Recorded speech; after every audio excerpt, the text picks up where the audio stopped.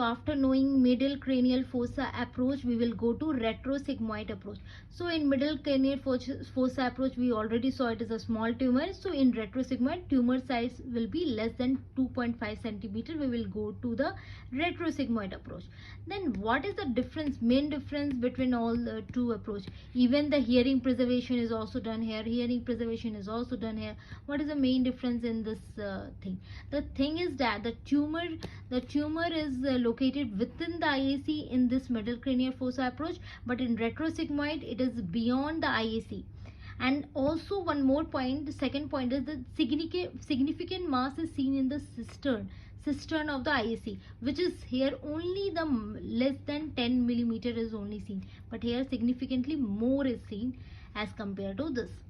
Okay, and also the tumor growth is approaching the brainstem. So three main thing. So it is not only primarily within the IAC, it is beyond the IAC, and it is also significant mass is seen in the cistern, and also it is approaching the brainstem. Same thing, patient head is to be fixed in the Mayfield, in the 3-point head. Same thing is there. So after that, we are coming to the facial nerve and all this monitoring. So here also same thing, here also we have to do the monitoring, intraoperative, all this thing monitoring. Surgery approach same like that, skin incision, craniotomy and dura elevation. So in skin incision, we already saw in the middle cranial fossa approach, which is lazy as shaped. Here is two finger buried behind the pin of the ear. So two finger behind the pin of the ear, they are doing the incision.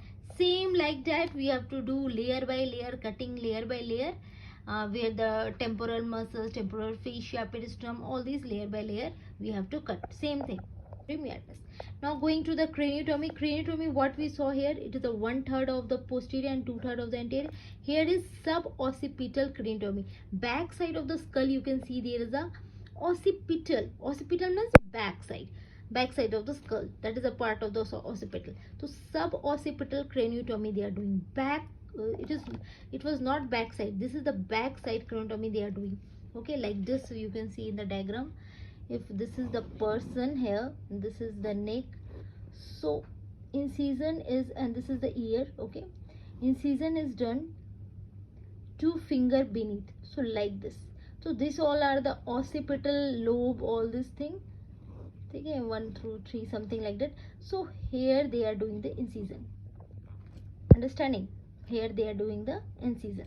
So same thing they are writing. Suboccipital craniotomy is performed and the edge of the transverse and sigmoid sinus are exposed. So with this diagram you can see here how the edge of the transverse and sigmoid sinus are exposed in this suboccipital craniotomy. Nothing more in this. Going to the dura elevation. So dura elevation we already saw in a middle fossa approach how it is did. Like it should be petrous ridge should be seen. After that there should be still drilling till superior semicervical canal, then till IAC, then IAC dura matter of dura layer of the IAC is drilled and tumor is retracted. What here they are doing, they are allow the flap trajectory along the sigmoid sinus and cerebellum is greatly retracted to expose the tumor in the CPM. So they are also doing one more thing, cerebellum is retracted. Here is a big point VVI. Here it is cerebellum is also getting participated.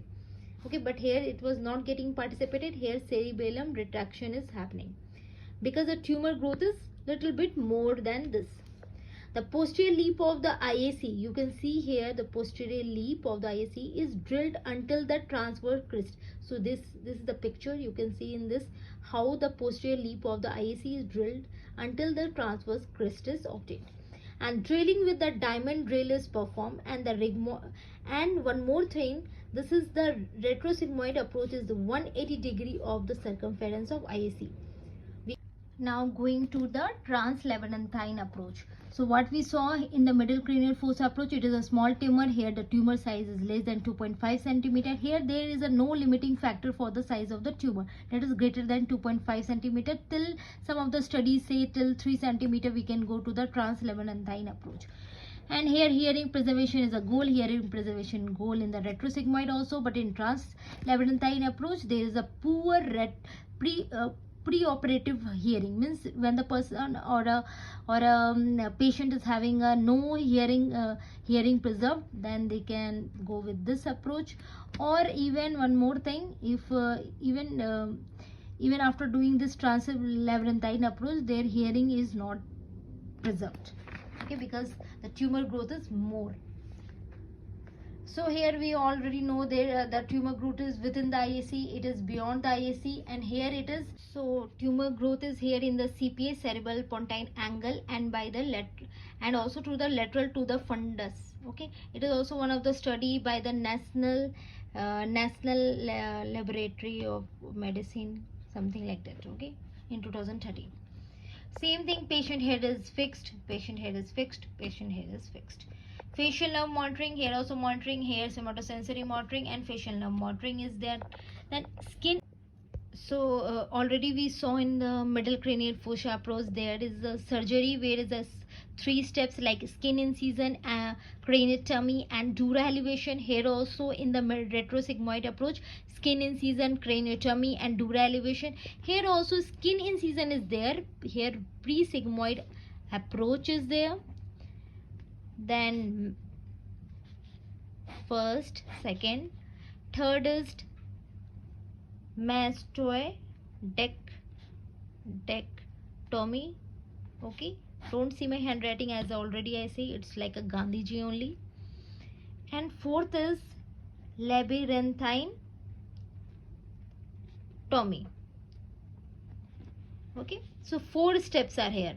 Okay, 1 2 3 4 steps are there. Skin incision, pre-sigmoid approach, mastoidectomy, labyrinthectomy.